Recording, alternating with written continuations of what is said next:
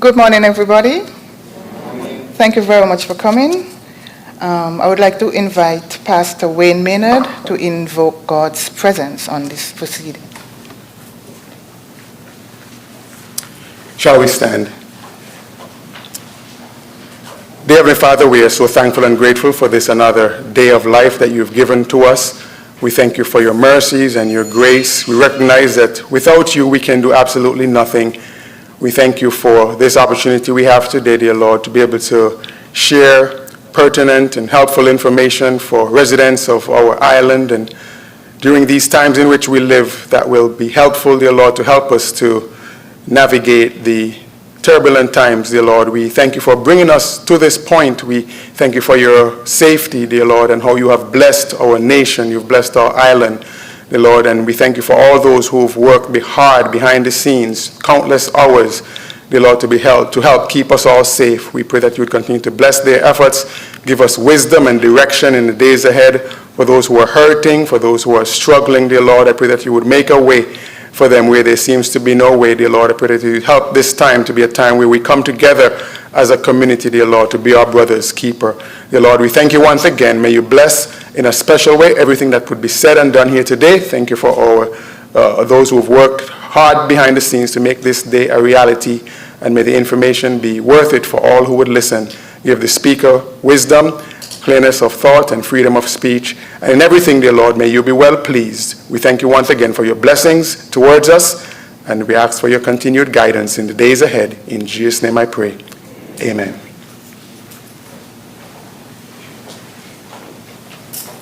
Thank you, Pastor Maynard. I am happy, I'm quite elated to invite our official chairperson for this morning, Miss J.D. Keynes. Give her a warm welcome, please.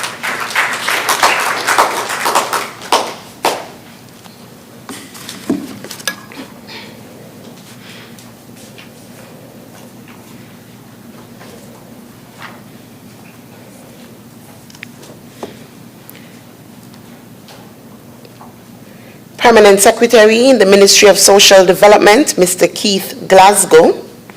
Permanent Secretary in the Ministry of Health and Gender Affairs, Mrs. Shalisa Martin Clark.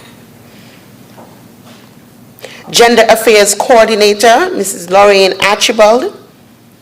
Other members of staff of the Ministry of Health and Gender Affairs, specially invited guests, the media, good morning. This morning, we are here for a Dealing with Financial Stress and Budget Planning seminar coordinated by the Ministry of Health and Gender Affairs, Gender Department. Now, in late 2019, early 2020, when everyone was ready for new challenges, new initiatives, and new outcomes, we were hit with the spread of the novel coronavirus called COVID-19, a disease that is highly contagious with no cure in sight, burst on the scene and spread like wildfire throughout the entire world. This disease is taking a toll on the entire population, causing deaths, illnesses, and economic despair. Families are left without their heads or main breadwinner, and people are losing their jobs at a rapid rate, thus leaving families in financial turmoil. And you will hear much more about that this morning. Now, stress is at an all-time high, with individuals becoming extremely frustrated. And so for us here in Nevis, it is no different. Our mainstay, the tourism industry, has taken a deep plunge. Many hotels, restaurants, and other tourist-driven establishments have had to close their doors since just about March this year. Families and individuals set out on a spending frenzy during the period of lockdown, as they were fearful of not having enough food to feed their families or themselves. This caused many persons to exhaust their savings or not save anything for the future. At Gender Affairs, the coordinator, Mrs. Lorraine Archibald, saw the need for educating the public and spoke about a seminar to help people understand the importance of budgeting during this time. We understand that millions are stressed about money because of COVID-19, and it can make us feel exhausted, angry, distracted, frustrated, and stressed. However, there are things that we can do to help us cope with financial stress. The best thing that one can do to ease financial burden is to build a budget. Now, budgeting is one of the most important financial habits that one can adopt. And if you have never lived on a budget, or you just haven't given your budget enough time to work its magic in your financial life, then you might be wondering, why is budgeting important? Well, today you'll find out. And so, I won't say any more at this point, because I want to turn you over to the Gender Affairs Coordinator, who was very instrumental in putting this seminar together for you today, Ms. Lorraine Archibald. Let us welcome her.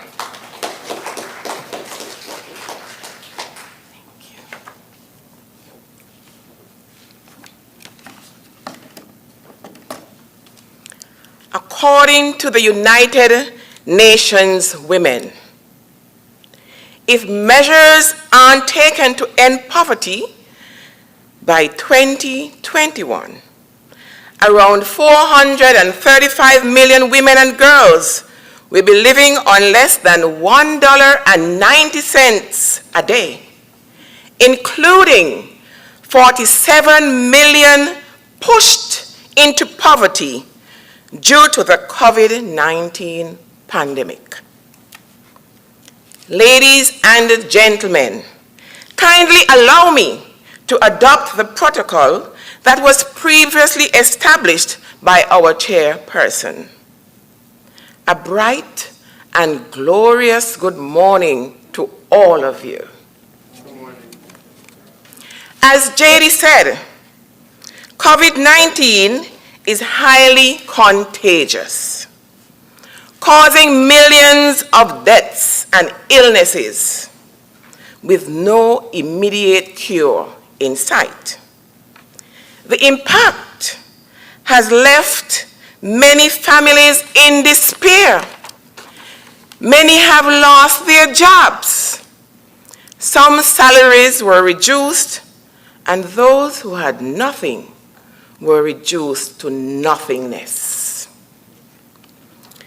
So if you have never lived on a budget, today is the day to start. It is a good habit, for it can add some magic to your financial life. It can help you to start to financially organize and keep you focused on your money. Today, we at the Ministry of Health and Gender Affairs, in the Gender Affairs Department, in collaboration with the Ministry of Social Development and the Bank of Nevis Limited, we present to you budgeting in times of financial strain, the effect of COVID-19. The overall objectives of this seminar is to inform, educate, and sensitize the general public on how to better manage money, so that each individual or family will be better able to cope with the financial stressors of COVID-19. Let's develop the art of telling our money where it should go, instead of us asking it where it went. Before I end, I would personally like to recognize Mr. Keith Glasgow, Permanent Secretary in the Ministry of Social Development, and Mrs. Shalisa Martin Clark, Permanent Secretary in the Ministry of Health and Gender. A warm welcome is wished to both of you. You have been an inspiration to me, and I want to say thank you. Pastor Wayne Maynard, he has just left us at the Gender Affairs Department earlier this year. And now he's here to assist us with this, our seminar. A special welcome and thank you, sir. Miss J.D. Keynes, you were our last shower of rain. Last shower of rain and joy. So we want to say thank you very much for accepting to be our chairperson. I would like to take this opportunity while I am here to publicly applaud my hard-working staff at the Gender Affairs Department for their support and dedication over the past months and years. Special thank you, and continue to keep up the good works. And I must clearly state again that the Gender Affairs Department can turn nothing into something.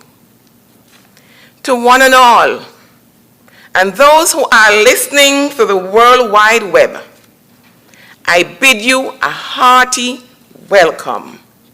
Do enjoy the knowledge, the wealth of knowledge that you will receive this morning from our presenter, Mr. Denrick Liebert, Credit Manager at the Bank of Nevis Limited.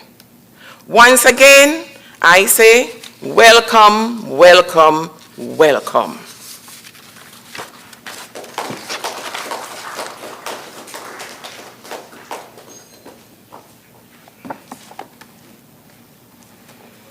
Thank you very much, Coordinator Archibald. We'll now invite the Permanent Secretary in the Ministry of Social Development, Mr. Keith Glasgow, to bring us brief remarks. He will be followed by the Permanent Secretary in the Ministry of Health and Gender Affairs, Mrs. Shalissa Martin-Clark, who will also bring brief remarks. And for those of you who may not be aware, this morning's seminar is being broadcast live on Nevis Television. So we thank NTV for its usual support. Mr. Glasgow.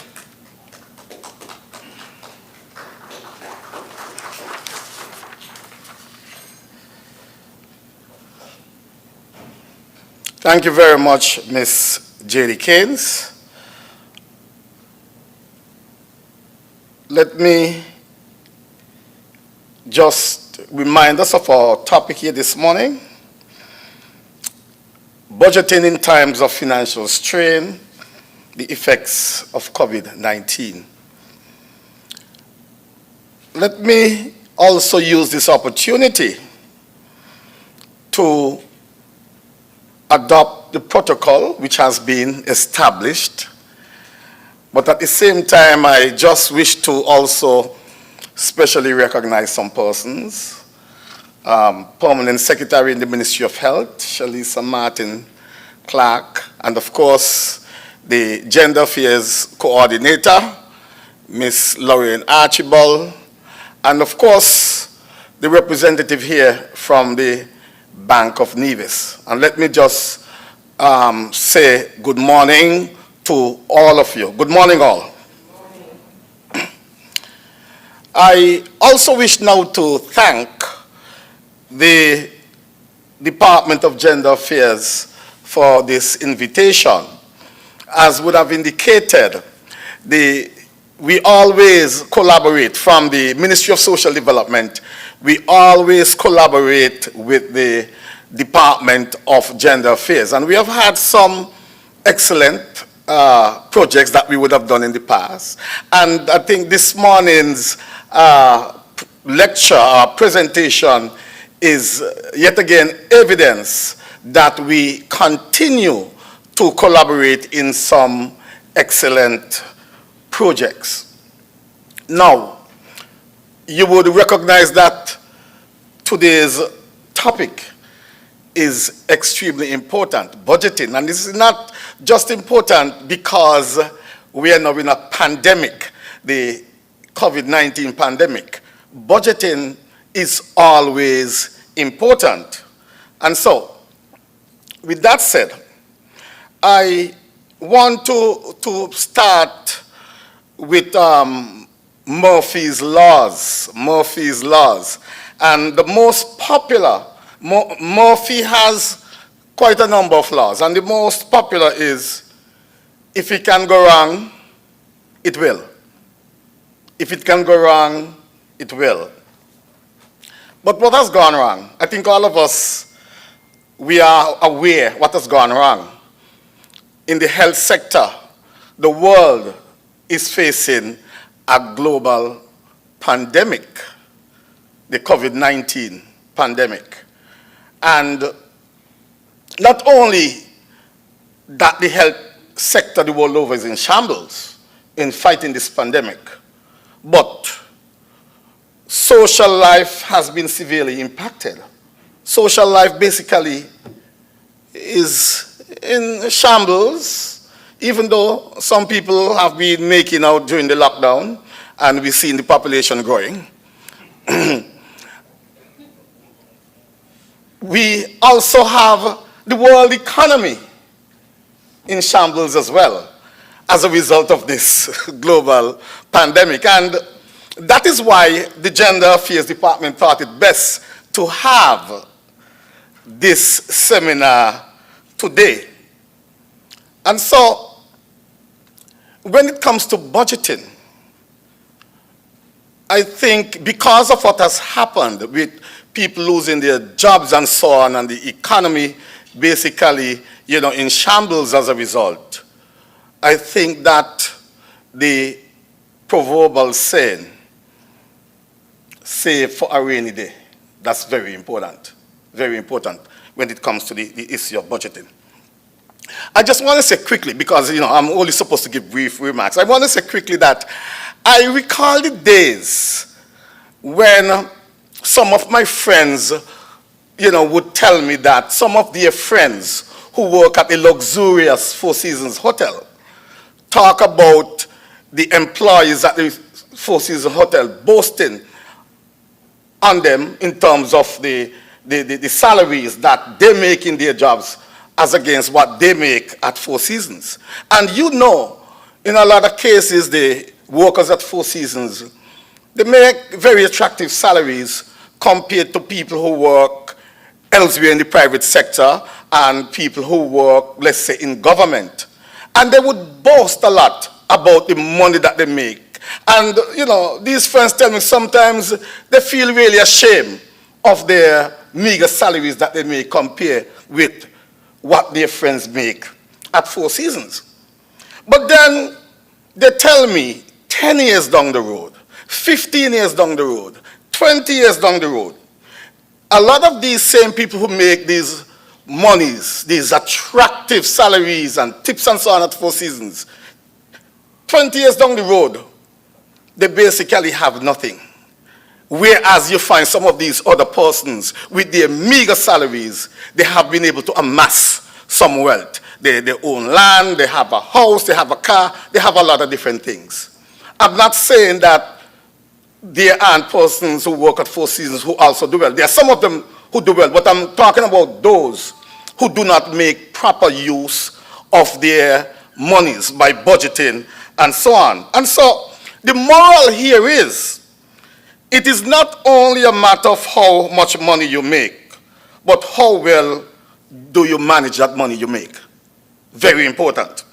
And so, there are some tips, and I'm quite sure the presenter would give you, some of these tips. And I think you would have had some already from our coordinator of gender affairs, Ms. Archibald. So I just want to say quickly, when it comes to budgeting, there should be an item there where you save.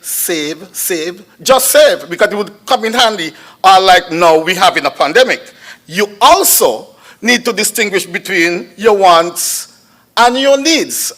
Put another way, you need to distinguish between necessities and luxuries. And you also need to avoid impulse buying, just buying for the sake of buying. Because, there are some people who are spendthrift, and there are some people who are shopaholics.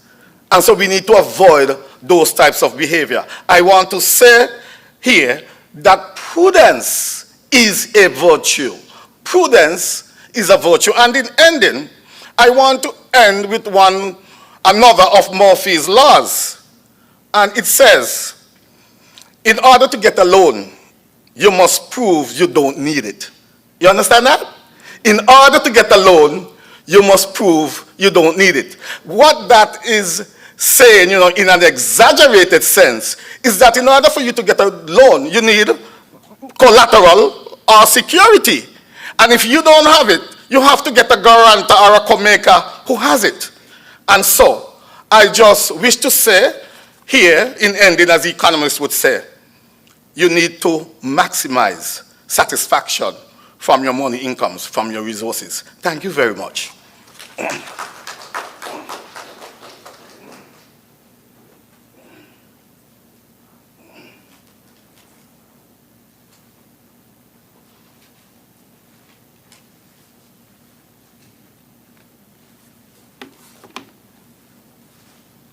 Good morning, everyone.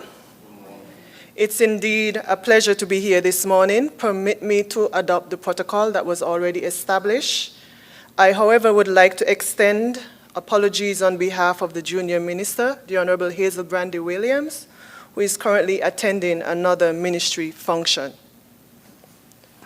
When we hear the word budgeting, what usually comes to mind? Well, for me, I think money, priorities, and spending. Budgeting is simply the process of creating a plan to spend your money, a method of balancing your expenses with your income. Budgeting is also a method used by many towards achieving a desired goal, such as buying a car, building a home, saving for vacation or retirement, or simply just saving to pay off a debt. The ongoing COVID-19 pandemic has created not only health challenges, but also financial and operational challenges globally. It has resulted in significant disruption for many businesses and households directly and indirectly.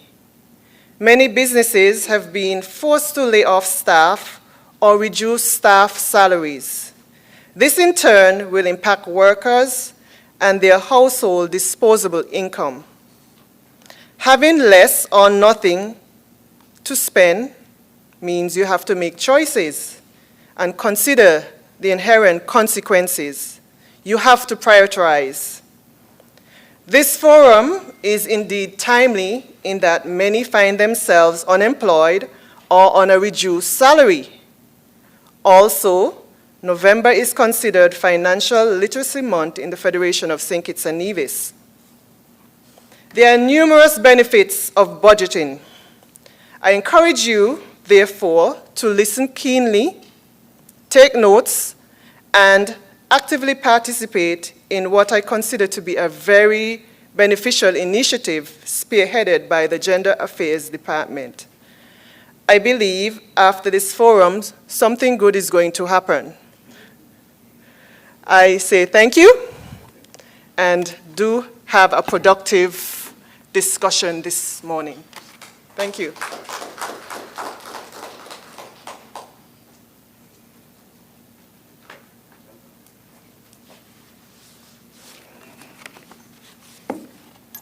Thank you very much, Mr. Glasgow and Mrs. Martin Clark.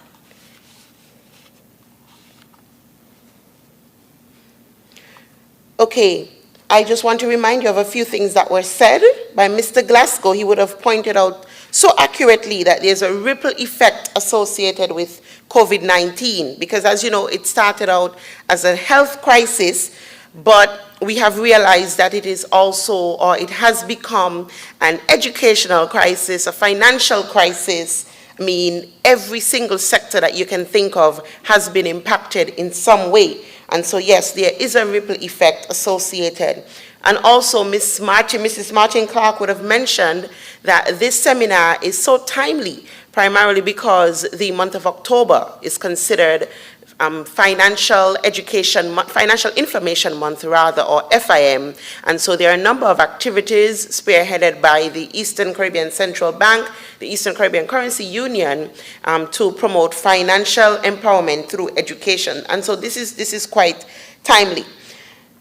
It is now time for me to introduce today's presenter.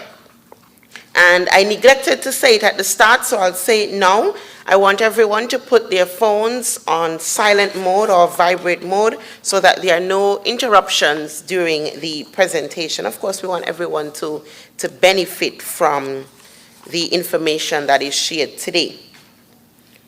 I introduce to you an experienced manager with a demonstrated history of working in the banking industry. He is skilled in business planning, business relationship management, risk management, strategic planning, and branch banking. He is a strong professional who currently holds a Master's of Business Administration degree, which focuses on business administration and management, general from the University of Leicester in the United Kingdom. Mr. Denwick Liebert is a banking professional of 30 years. He holds the position of credit manager at the Bank of Nevis Limited, having previously held the position of loans manager. He has worked in the banking industry since August 1990. Wow. He started his banking career with Barclays Bank PLC, which then changed to First Caribbean International Bank, then to CIBC, First Caribbean International Bank. He held various positions in operations, personal banking, customer service, foreign trade, data capture, treasury, business and personal lending, and recoveries. He has received extensive regional and international training during his career. Denwick is also an avid sportsman with a special love for cricket, having played at club and under-19 levels for Nevis. He has served as president of the Nevis Cricket Association and director of the Leeward Islands Cricket Board and Cricket West Indies for 4 consecutive years. Ladies and gentlemen, the Ministry of Health and the Gender Affairs Department of Gender is elated to bring to you Mr. Denwick L. Liebert, this morning's presenter. Let us welcome him.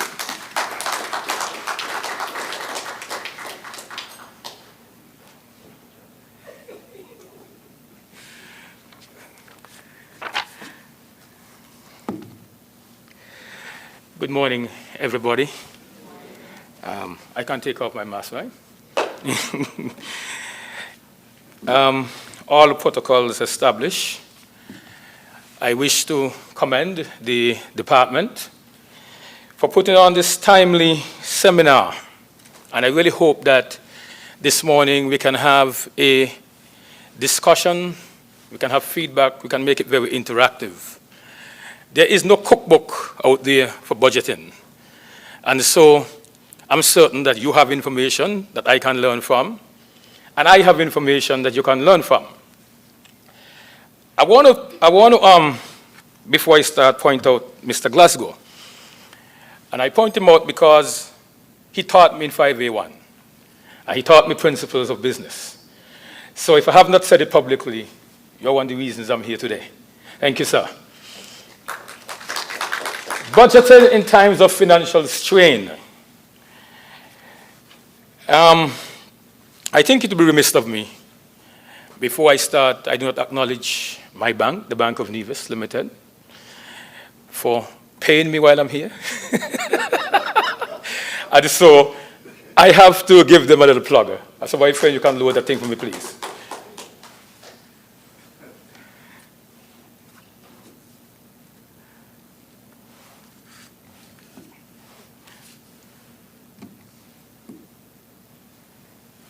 Don't worry, that's the vagaries of technology.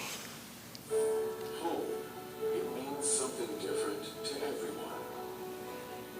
It's a place you love, a place as unique as you are, a place where you can be yourselves, a place for life's big surprises, and not to mention the small ones, moments to cherish. Moments that last a lifetime. It's a place for nurture and a place where you can grow together. It's home. So whether you're building, purchasing, or renovating, the Bank of Nevis is here to open the door, giving you the confidence to dream, to help you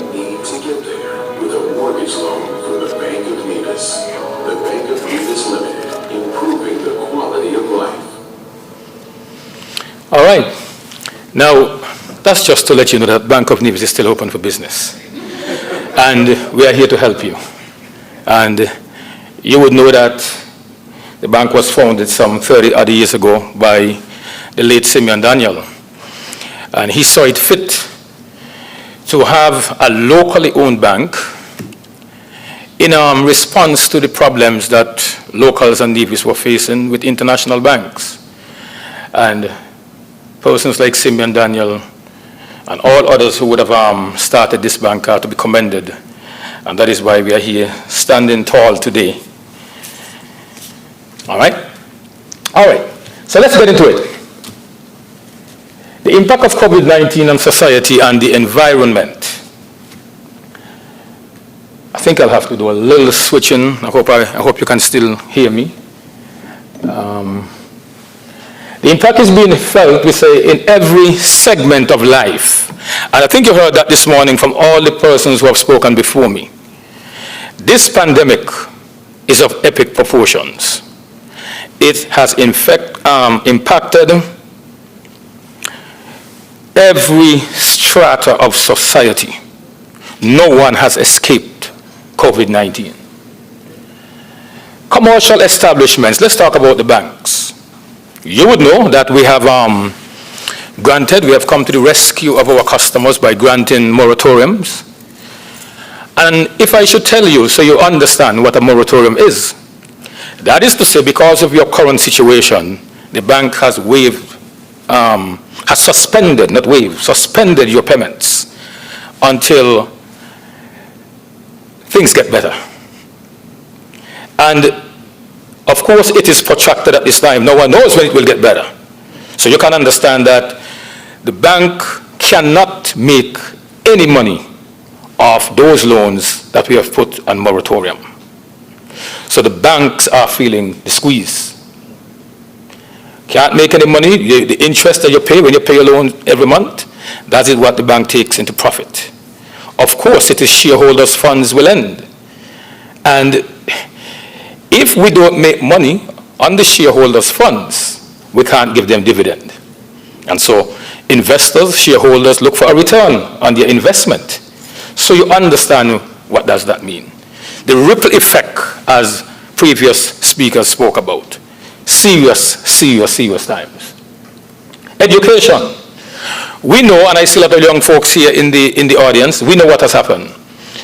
Schools and universities have had to relook the way they deliver learning. It has caused a lot of issues. I hear stories about CXC, our local examination problems. Our students have had to adapt to a different learning environment where everything is virtual. We know what happens with virtual these days. You hear sometimes it drops out. We have had to adjust to all that. And it is causing a problem to learn virtually in these times. Our systems are not the best. And of course, you have the dropouts, you're listening to a tutor, and boom. So everything is upended. It's not what it would have been like when you were in a classroom setting. And so that's an issue for us. The economy. I don't think I need to spend much time on that because a number of persons talk about what has happened in this economy of ours. We recognize that tourism, which is our major earner in terms of most of our persons work in the tourism industry, as Mr. Glasgow alluded to. And so the government collects revenue as a result of the tourism sector. Guests come, guests leave. There is no money coming from that sector at the moment, or it is very much reduced. That has an impact on government finances. It has an impact, of course, on the persons who work there. They have families to feed. They have bills to pay. They have the bank to pay. And they can't do it. And so we continue to see these issues. And I've just listed a few, and I'm not going to go into all. We have religion. I'm sure you can have a conversation with Pastor Maynard. He has had to adjust. We can't even meet in church as we used to. There's a famous quote in the Bible that says, "Is it not well for men to dwell in unity?" Something like that? I hope I got it right. I'm not as good as you, Pastor Maynard. So we can't dwell in unity in our church setting. And we know we love to church. We are church-going people. And I'm not leaving out the Rastafari that is behind. He need to congregate. Yeah? We need to have gatherings. All that has been upended. We cannot share experiences anymore as we used to. We have to sit at home and hear someone talk to us. We got to communicate from 6 feet apart. That's the seriousness of this pandemic. Transportation, airlines, down, boats, cruise. We know all of us would like to take those cruise vacations every year. What has happened? Yeah?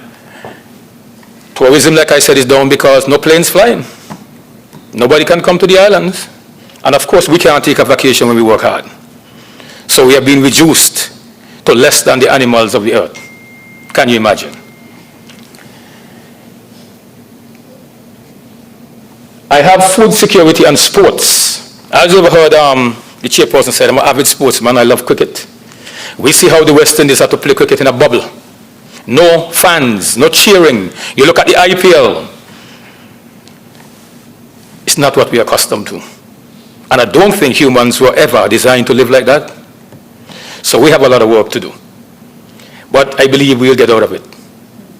And it is something that is not, for me, I see COVID as a reset. It's a reset of our minds, a reset of thinking. Too long, our way of thinking in the Western world has been I, me, all about me and I. And I verily believe that the time has come where it now has to be we. And my research showed me something, and I'm really thinking very deeply about it. If you look at the islands in the East, those islands like Thailand, Taiwan, Singapore, they have a sort of culture that epitomizes the we, not the I. And if we are going to get out of this pandemic, this will now have to be about we. There is no more I. We have to reset our thinking. We have to reset the way we do things and understand that all of us are now have to now come together to fight this scourge. Next slide.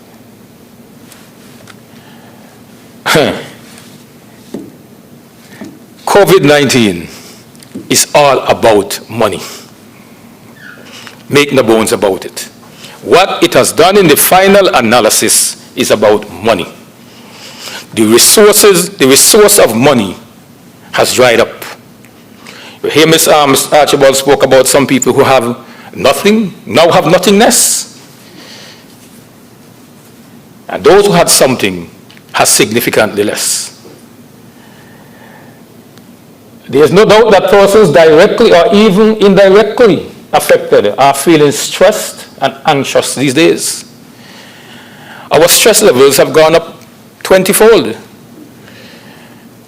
And we don't have to go far. Look at our fellow men who work at the Four Seasons Resort. What are we going to do to help them? I posit that we have to be each other's brother's keeper. That's what the good book taught us. And we have to be there for them in some shape or form. Because I am certain that everyone in here this morning have someone or know someone who works in the tourism industry. And so all of us are affected, and all of us have a responsibility to get out of this. Many countries, money concerns have hit many hard as this pandemic has disrupted the economy. There are fears about the virus itself. And, you know, that fear is because we have to sanitize, we have to adhere to all these protocols. And just thinking about it, that I might catch COVID, is enough stress alone. So you already have a fear of the virus itself. And add money concerns to that, you understand where we are heading. In May, a policy brief by the United Nations stated that the COVID-19 crisis has the seeds of a major mental health crisis. Now, I don't, let me say here, pretend to be a psychologist. I'm not trained in that area. However, it is clear that when persons have financial stress, it becomes a mental issue. It's an emotion. It's an emotional response to not having the means to buy the necessities of life. And here is where we are. If people don't have it, they worry about it. There's also the connection of the quality of life and how people may see themselves, how they see family, how they treat others. We've heard stories of squabbles, people not being so nice to each other, because of the stress that they are going through. We take out our stress in different ways. And so stress levels have gone up, and I'm sure if we do the research, we'll find that the mental health experts and psychologists have a lot more on their hands than before because of how this thing has upended human life. I list some coping mechanisms. And like I said, there's no cookbook. It's just my thought processes, which I believe can help you in these financially challenging times. Proper budgeting, we're going to come to that a lot more in detail, and that's what this is all about. We have to budget, and I'll go deeper into that one. Acknowledging that things have changed. It starts right here. Some of us are still spending as if we are drunken sailors. Some of us still want to reach for that lofty goal, not recognizing that things have changed, and we cannot continue to live the way we used to live. Perhaps if we had, if a lot of us would have been raised by our grandparents and those older persons, and perhaps it's a time to have some serious conversations with them, because they have a trove of information as to how they survived the hard times of the 40s and the, back then that we weren't even thought about as yet. Talk to your banker or your bank. We cannot do this alone. The bank needs you. You need the bank. More so than ever. We need each other. It has to be a symbiotic relationship. You have an issue and you cannot pay your loan, come to the bank. Don't be ashamed. You're not the first, and you will not be last. This is no time to procrastinate. The bank is not in the business of real estate. The bank does not believe in selling people property. That's not our line of business. And so therefore, wherever possible, I can assure you that banks will work with you. And I can speak clearly for the Bank of Nevis Limited. We will work with you. Being able to find the things that help you cope, and I talk about physical activity. I see a lot of us doing a lot of walking, a lot of exercises. It works, my friends. Get into a sport. Get into something that keeps you active. Get your mind, get those cells, It helps you to take your mind off the situation at hand and help you to process it a lot more effectively. And so get into some activity. Walk and run. Family time. Find 3 to 5 things that can make you feel better when you are overwhelmed. We have to be more family focused. We have to have more family events. And so therefore what we are saying is that this is a time for us to come together. We can't go anywhere anyway. So hold strain and, do those family activities that can really help you to cope in these times. Self-care is crucial because anxiety, worry, being overwhelmed is very tough. And the more intense it is, the more one tends to get paralyzed. And so we shut down and we become unproductive. That's where we're heading. And so we have to take care of ourselves, my friends. You have to give yourself that self-care. Look into yourself and say, listen, I need to do this for myself. I need to do some things about now that is going to help me cope with this. And so I suggest just a few, and I'm certain you can find a lot of things that can help you.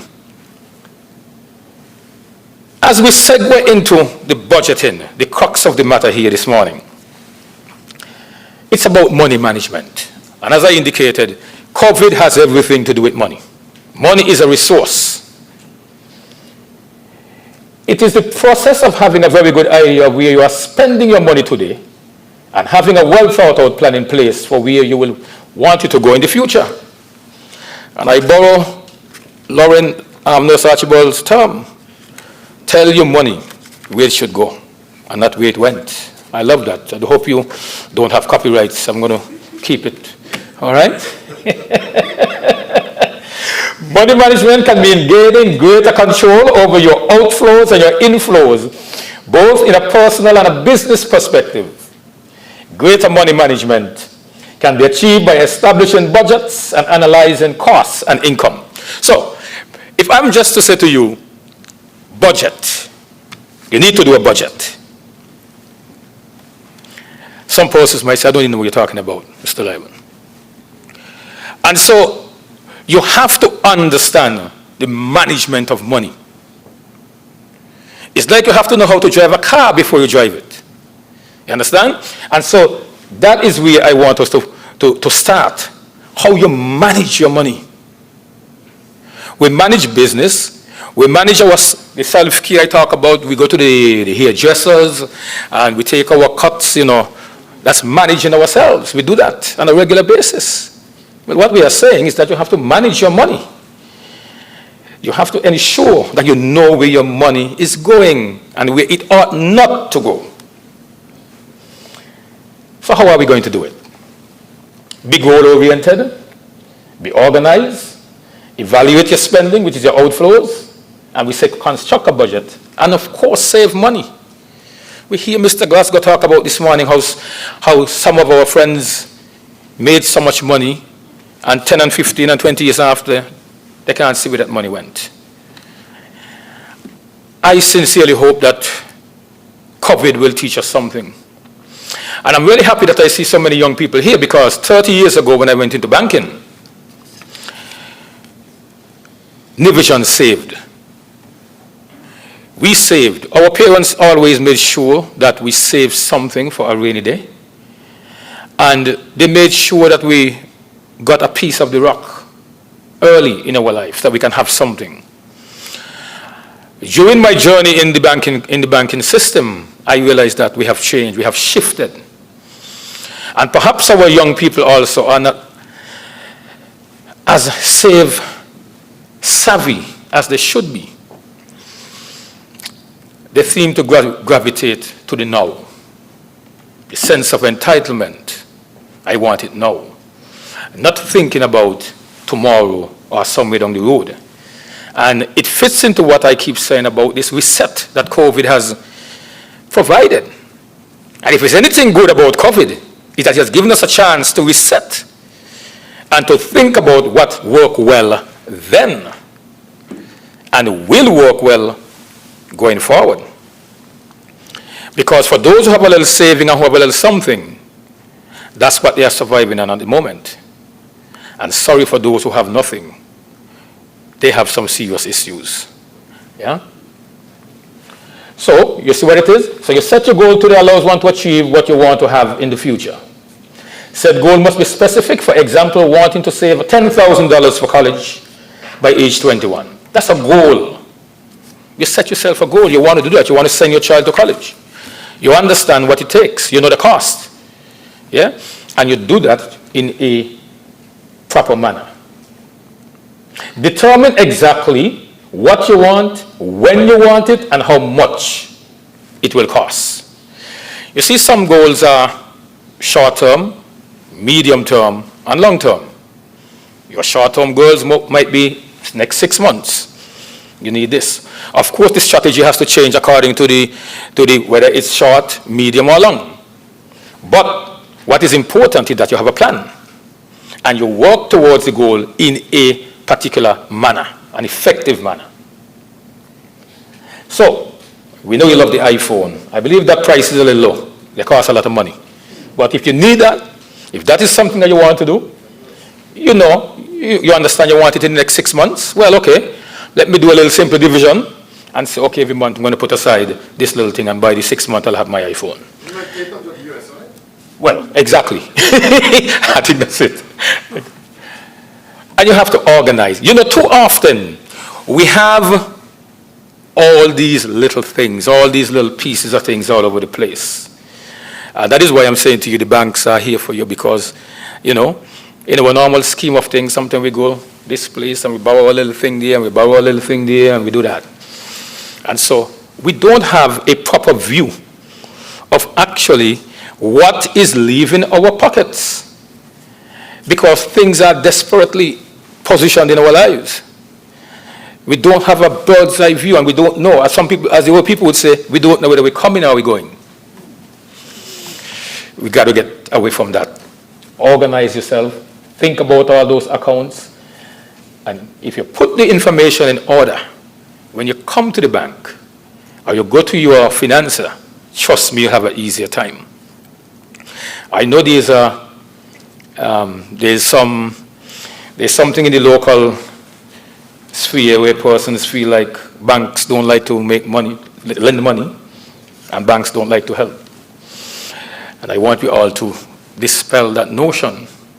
The banks can't survive without you. You are who keep us going. You are who keep me employed. You are in charge. But you must bring your stuff to the bank in an organized manner and have everything so that we can effectively work out a plan for you, so that we can put you on the road to financial stability. And so that is what that is all about. We talk about evaluating and tracking your spending. That's what I spoke about earlier. Knowing what is leaving, the outflows, what is leaving. It is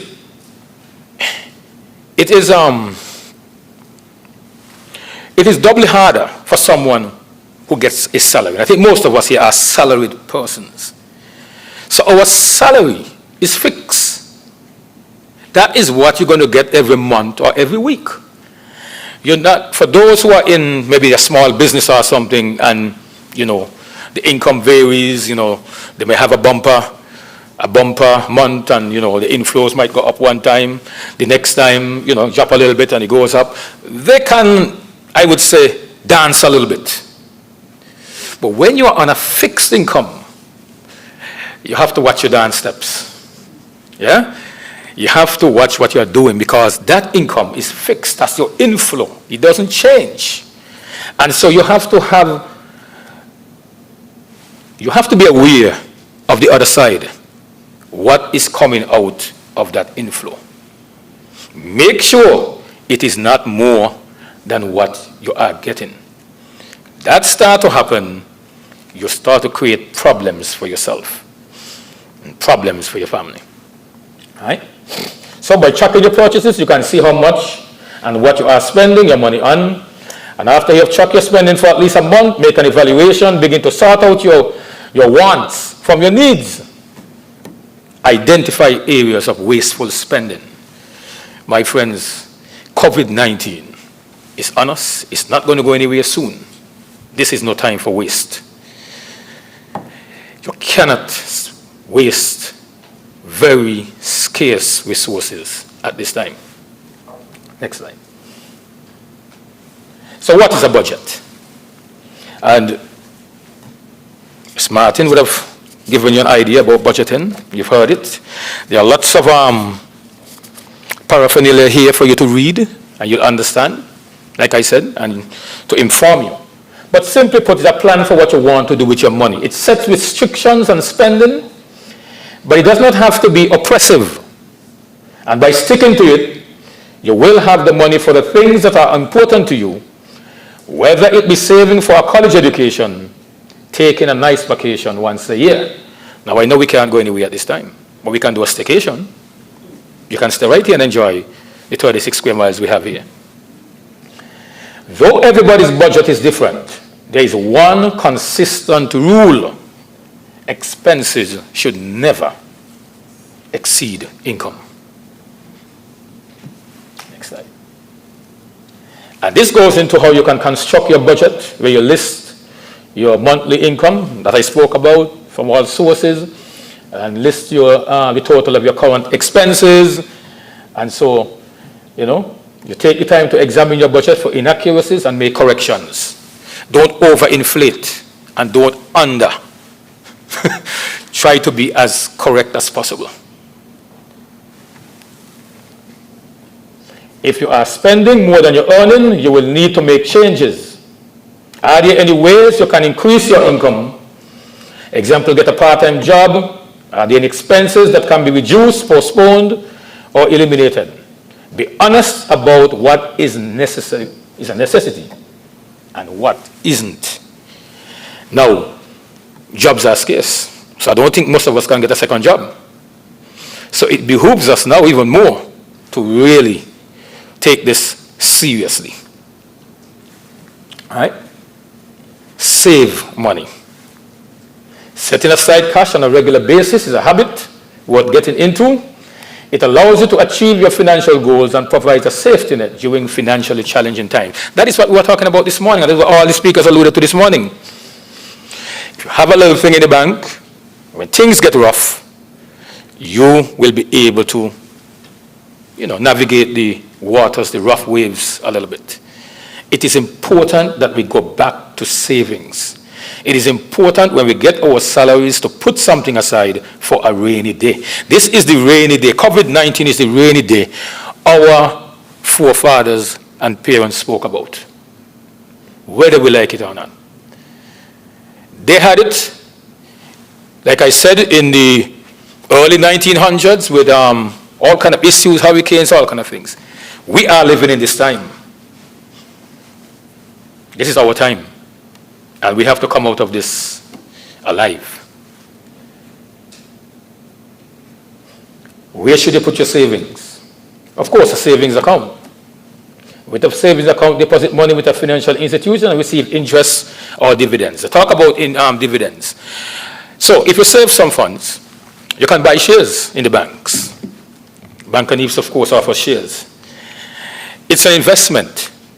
And every year, once the bank makes a profit, we give our shareholders a dividend. That is, you get a return on your money. You get a return on your investment. And so you don't have to see saving money as just it's sitting in the bank and you're not doing anything with it.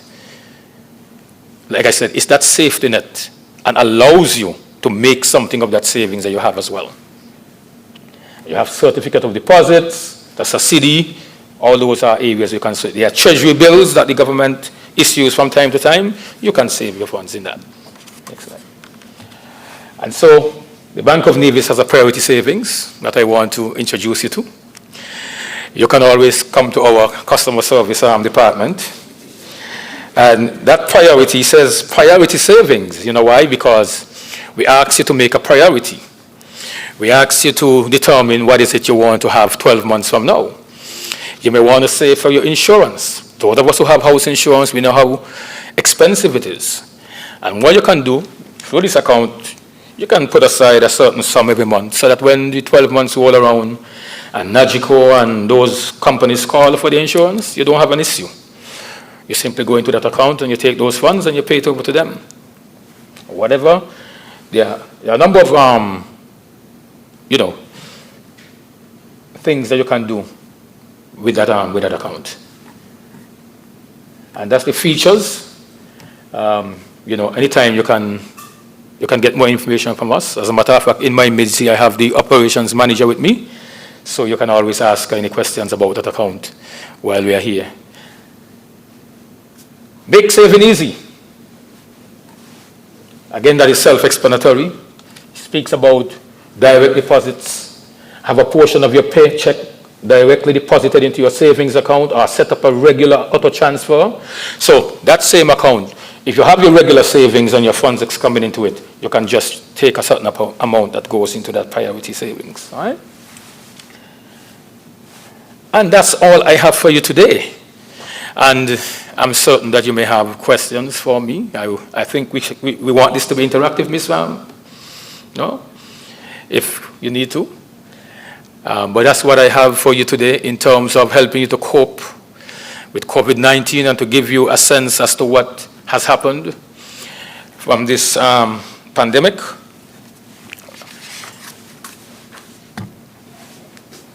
If not, I will. I have a question. Sure. Good morning again, everyone. Mike. Mike. Turn the mic for him.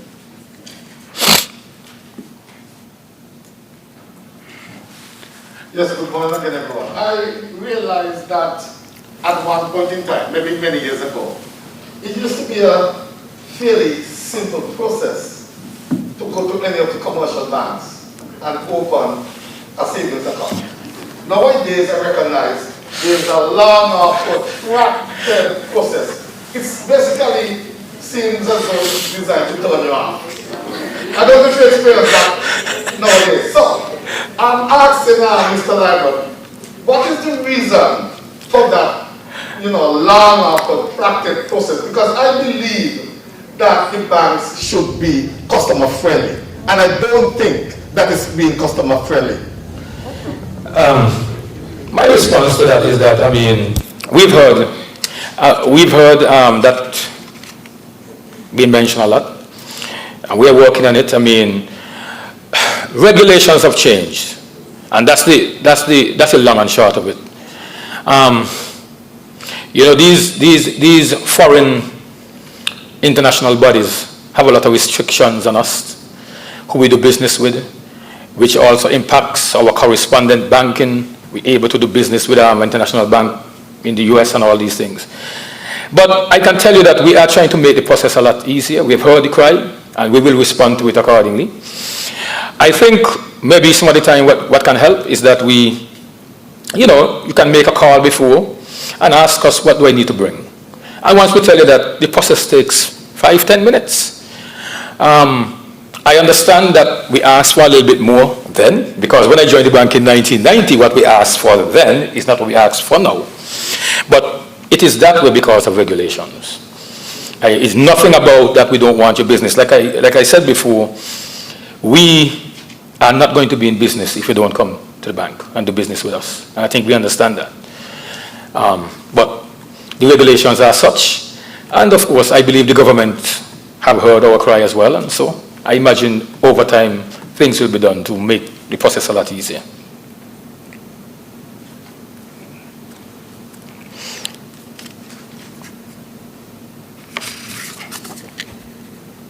Anybody else?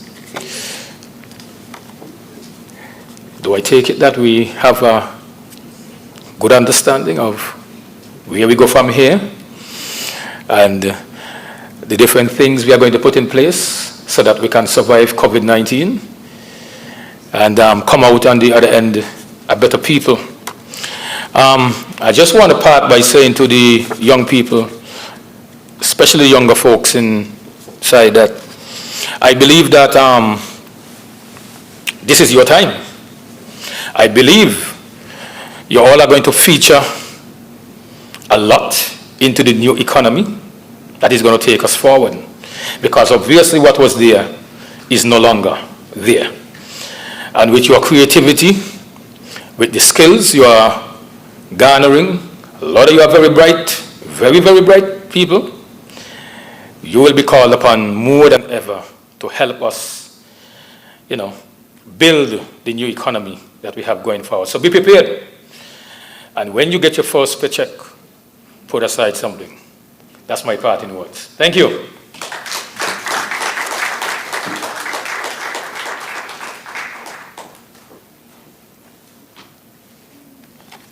Thank you very much, Mr. Liebert. And of course, in a little bit, we'll have someone come forward to thank him in a more official way. But I just want to say a few words before we do the vote of thanks.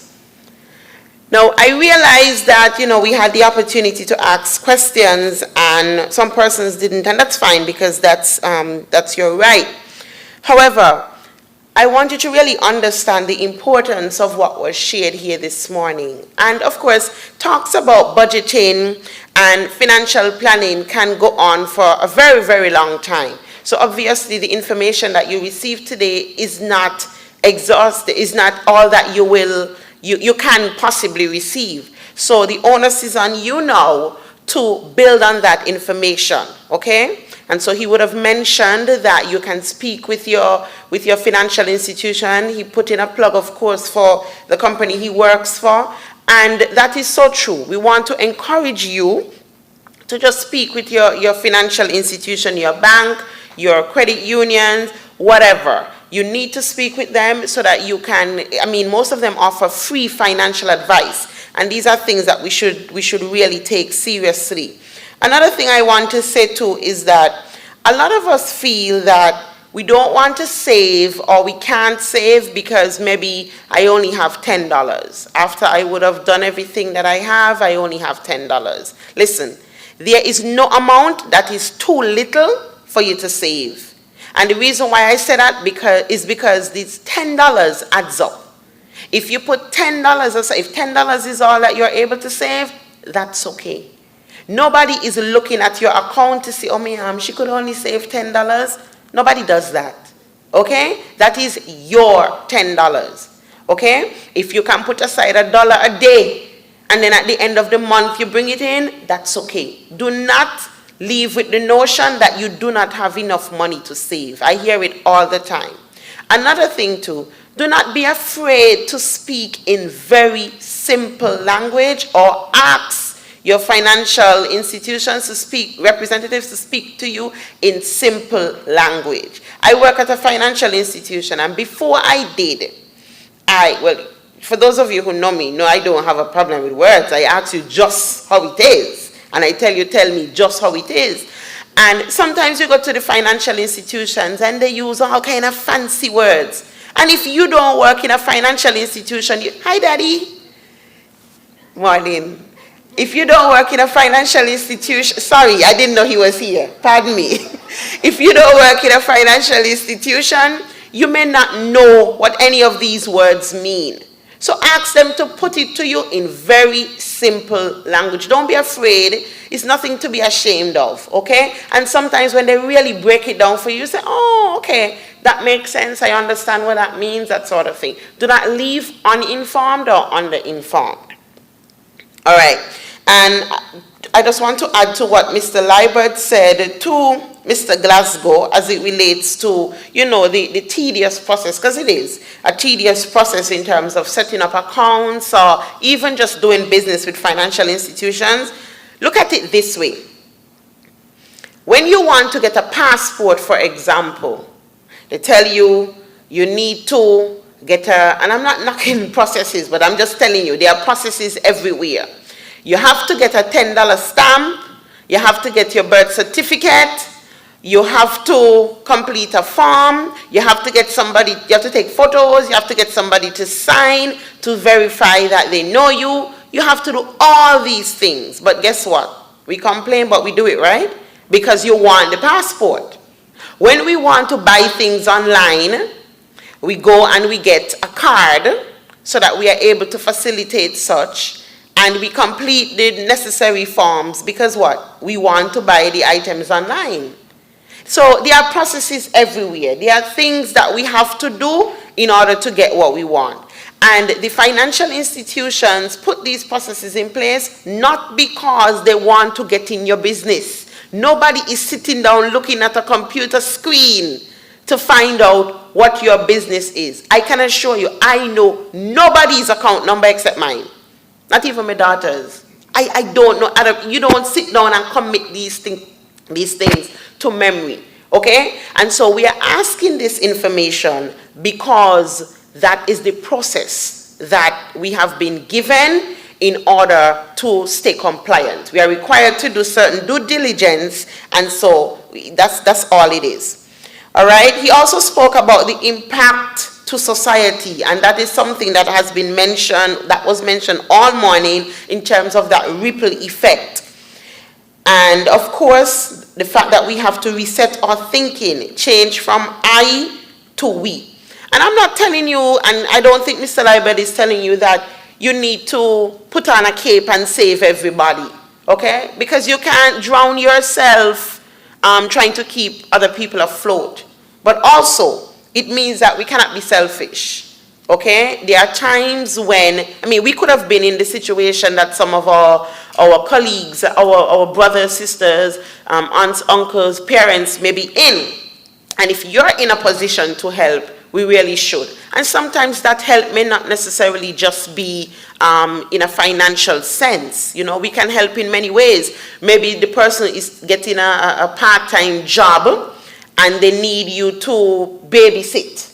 That's a way of helping, because guess what? If they don't have a babysitter, they can't do the part-time job. So there are a lot of different things that we can do to offer some support to others, to change that I thinking to the sense of we thinking. So thank you very much, Mr. Liebert, for your presentation. Let's give him another round of applause.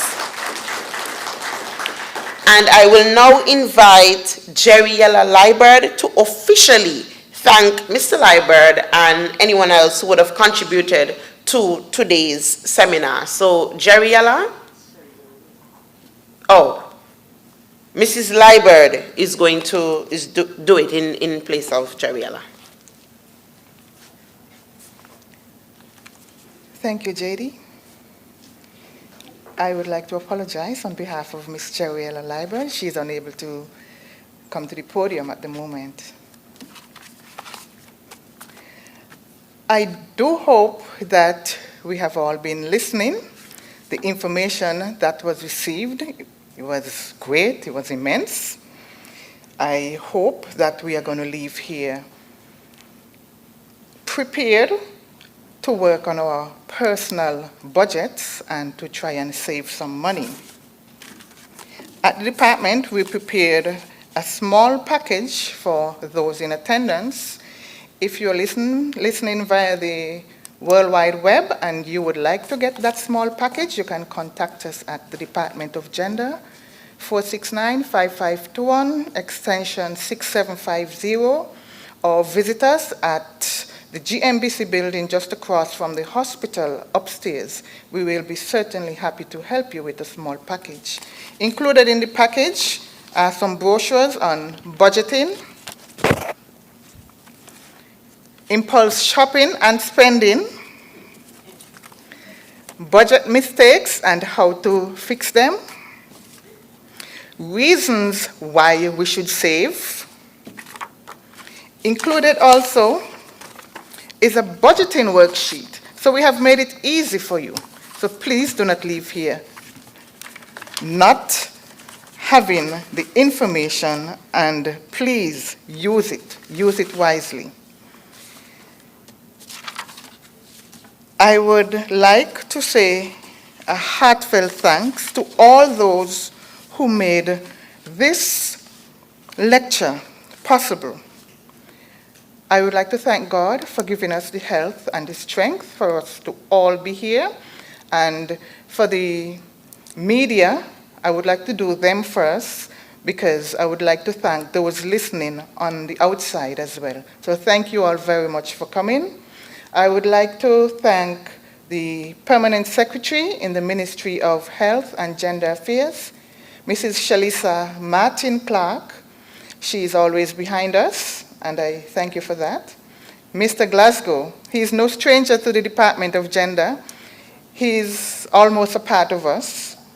We worked at the Social Services Department, but we were transferred to the Ministry of Health, but the relationship is still there. We would like to say thank you very much. Thanks to Pastor Maynard for invoking God's presence this morning. Without that, I don't think it would have been a success. I would like to say thanks again to all those who made it possible to be here and who are listening. And I would really, really like to give a special thank you to Miss J.D. Keynes. J.D., could you come up here, please?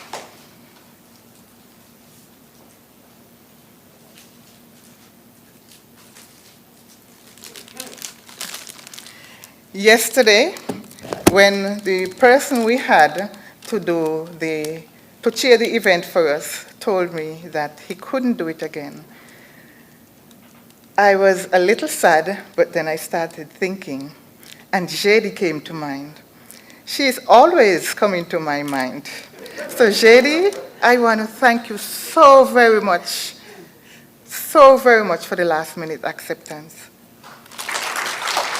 Thank you, darling. I love her.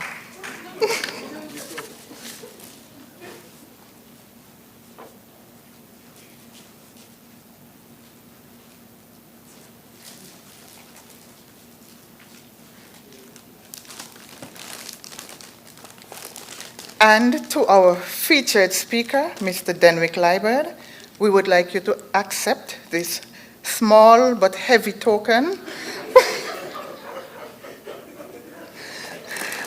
on behalf of the Department of Gender Affairs in the Ministry of Health and Gender. We want to say thank you very much for your information that you shared with us today.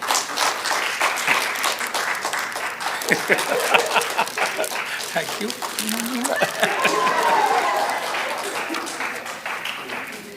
So once again, I say thank you very much. And to the staff at the Department of Gender, we worked hard to get this lecture. There were some hiccups, but we overcame. Thank you all very much. Thank you for coming. Get back to your workplaces. It's not a half day.